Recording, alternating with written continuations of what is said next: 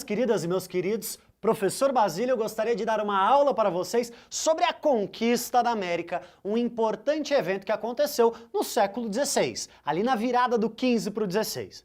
Você deve estar em casa perguntando, Basílio, mas eu preciso saber a data? Não, você não precisa saber a data, mas é importante que a gente compreenda que certos eventos, eles acontecem em determinado tempo histórico e eles vão estabelecer relações com outros eventos.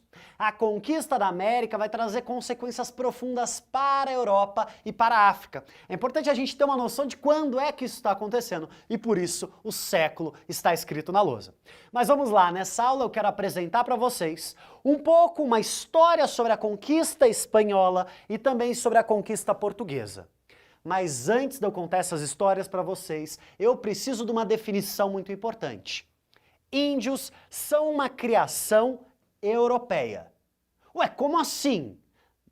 Sem a Europa não existe índios? Não. Porque a população que habita a América não se enxerga enquanto índios. Eles se enxergam em toda uma diversidade. Astecas, incas, tupis, caiapós, ou seja, eles se enxergam dentro de um universo de diversidade. São os europeus que vão promover uma homogeneização, ou seja, os europeus enxergam essas populações como iguais, simplesmente porque os europeus enxergam essa população como diferente deles. Então perceba, esta homogeneidade índios é uma criação europeia. Quando nós pensamos nas populações nativas, nós pensamos em uma palavra fundamental, diversidade. Diferentes línguas, diferentes formas de organização, diferentes formas de existência. Muito bem, se compreendermos que índio é uma construção europeia, entendemos já uma série de processos muito importantes. Gostaria de fazer uma pergunta para vocês. Quando os espanhóis cá chegaram e se depararam com um império de milhões de indígenas, os espanhóis eram mais ou menos 600 homens. A minha pergunta é, como é que 600 homens vão executar uma conquista rápida de um império de milhões de indígenas? Será que os europeus eles são mais fortes, mais inteligentes, melhores estrategistas?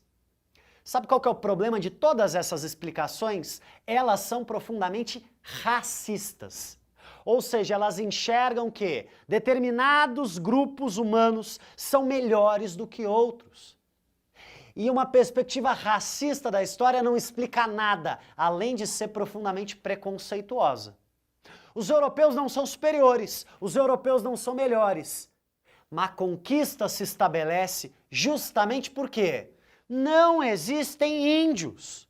Quando os espanhóis chegam no Império Azteca, aquele é um império que não tem uma homogeneidade, nem todo mundo se sente azteca. Pelo contrário. Alguns povos se sentem conquistados.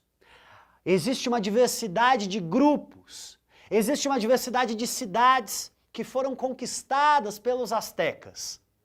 Quando os espanhóis chegam lá, e os espanhóis vão indo nessas cidades, aquelas cidades enxergam os espanhóis não como melhores, não como deuses, mas como um aliado importante. Um aliado em pé de igualdade, um aliado que pode ajudar a libertar aquelas cidades do domínio asteca. Muito bem, quando os espanhóis chegam em Tenochtitlán, a capital do Império Azteca, não são só 600 espanhóis, são milhares de indígenas que estão junto com os espanhóis. Em outras palavras, não existe conquista espanhola, existe uma guerra civil indígena.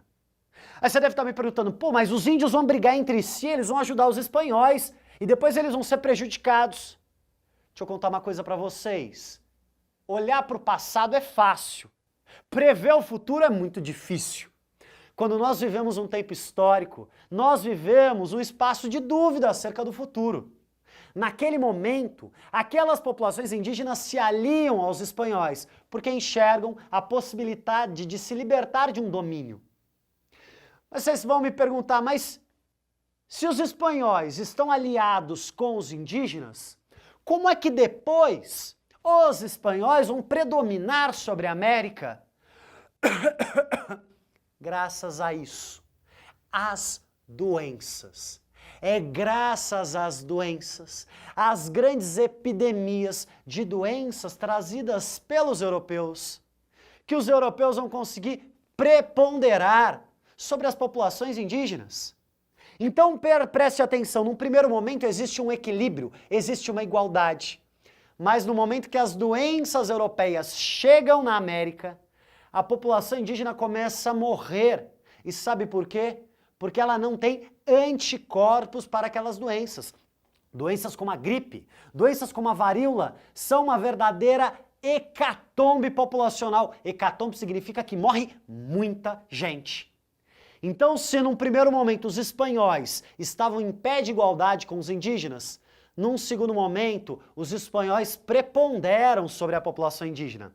E aí, a conquista vai se dar então por meio de alianças, por meio da espada, por meio de doenças, mas também por meio da cruz. Imagina o simbolismo dessa situação. Os espanhóis estão realizando o processo de conquista e chegam nas cidades com uma cruz e também com uma série de doenças no seu corpo. Conforme essa cruz vai avançando, as doenças vão trazendo uma enorme mortalidade na população indígena. Os indígenas recorrem ao que eles estão acostumados, ou seja, aos seus deuses, ou seja, eles recorrem às suas divindades. Mas o problema é que a morte se alastra sobre aquela população.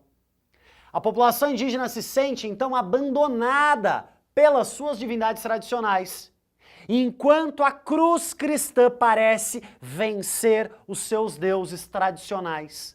A conquista, ela não é somente uma conquista militar. A conquista, ela é também uma conquista religiosa. Os europeus conseguem se impor pelas armas, se impor graças às doenças, mas se impor por meio da religiosidade. A igreja será um grande elemento de conquista, um grande elemento de convencimento, um grande elemento de adesão desta população. Esta foi a conquista espanhola. Vamos entender agora o que foi a conquista portuguesa? Os portugueses vivenciaram aqui um processo muito diferente. Sabe por quê?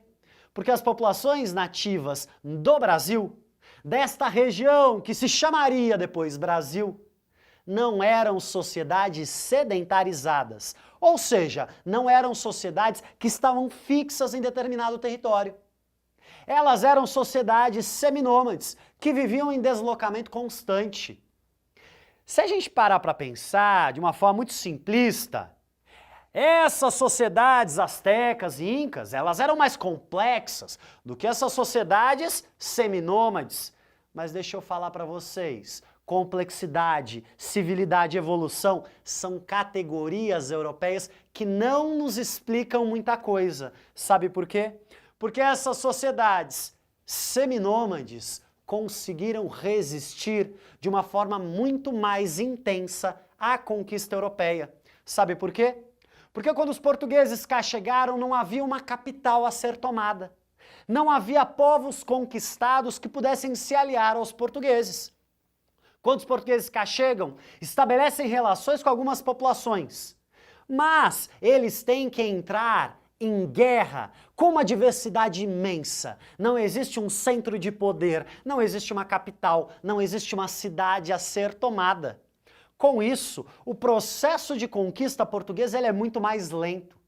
Os portugueses ficaram como caranguejos no litoral durante séculos. Desta forma, a conquista é um processo muito mais lento. Ele é um processo muito mais moroso.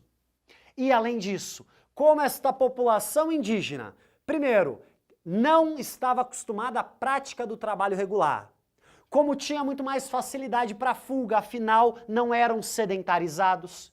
E além disso, como as epidemias se alastraram também sobre as populações indígenas que os portugueses tinham contato, houve um grande esvaziamento territorial, forçando os portugueses, que afinal vieram para cá com o objetivo de explorar economicamente essa terra, os portugueses tiveram que recorrer, por interesses econômicos, a uma outra mão de obra. Uma mão de obra que será o tráfico transatlântico de escravizados, o tráfico negreiro. Perceba então que o processo de conquista é diferente, porque as populações indígenas se articulam de formas diferentes. E isso vai determinar modelos de colonização diferentes. Enquanto os espanhóis utilizarão fundamentalmente a mão de obra indígena, os portugueses vão recorrer à mão de obra escravizada africana. Meus queridos e minhas queridas, é importante que a gente entenda que o que chamamos de América colonial vai ser fundamentalmente um processo de colonização econômica. A razão de ser da América vai ser abastecer o mercado europeu com produtos valiosos. Então, portanto, uma relação colonial de exploração econômica, mas não só. Uma exploração política, uma exploração religiosa. O catolicismo é um grande vetor, é uma grande arma de conquista. E também uma forma de colonização e exploração racial. Perceba, está havendo uma hierarquização pautada na ideia de raça, na ideia de que os europeus brancos cristãos são melhores do que os indígenas ou do que as populações africanas. Portanto, está se estabelecendo uma desigualdade estrutural na América e uma desigualdade que visa fundamentalmente enriquecer o modelo econômico capitalista europeu. Para resumir brevemente essa aula, falamos aqui da conquista da América, de dois modelos de colonização, dois modelos de conquista, o modelo espanhol e o modelo português, e a violência inerente a esse processo. Agora você vai poder tirar uma foto dessa lousa para que você consiga organizar os seus estudos. Agradeço a sua atenção e um forte abraço.